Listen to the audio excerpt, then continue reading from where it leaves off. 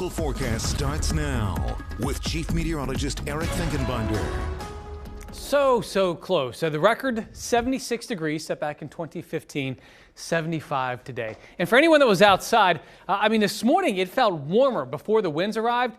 I was in a t-shirt and sweating, just trying to get work done. I thought, this is not November. And then the winds kicked in, and we had some pretty good gusts at times, too. We started off this morning near 50 degrees. Actually, I want to step back one more time because I want to show you the deficit now. We're now getting close to a 9-inch rain deficit. It's been dry, and our outlook for the middle of the month does not change. So in that 70 forecast, you won't even find any rain in the forecast over the next 7 days. Carlisle, let's get back to what we have happening now. And it is still warm, so for a lot of us still getting out, perhaps voting here over the next few hours, we're going to be in the 60s. Here we are, 68 in Hummelstown, Lewistown, Willow Hill, and Harrisburg. I'm just showing you some of the speeds, wind speeds. And notice the direction coming from the northwest or the west-northwest. So we're going to pull in, I would much rather say more seasonable conditions instead of colder. Technically, yes, it is colder, but it is closer to the average high as we see just a little pool of cool air. But then we'll get right back to the mild weather on Thursday.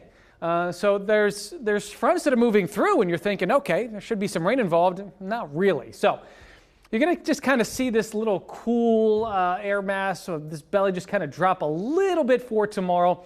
Highs will be into the 50s. Lows tonight dropping down to near 40 degrees. We're going for 39. Then you're going to see this warm air. There it is, moving back in. And as it does, we're looking at another day around 70 degrees for Thursday. Front moves through.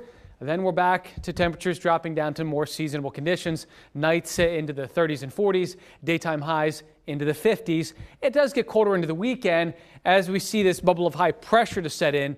That bubble will feature, again, lots of sunshine. Remember when we had all those rainy weekends back in September into October? Still, not a lot of rain to really chew off the deficit, but at the same time now, what's the total opposite is we have nothing but sunshine for Saturday and Sunday as we look into the middle of the month. Very strong signals for warmer than average conditions, drier than average conditions. So I still expect more days into the 60s here moving into November. Thanks, Eric. All right, coming up tonight.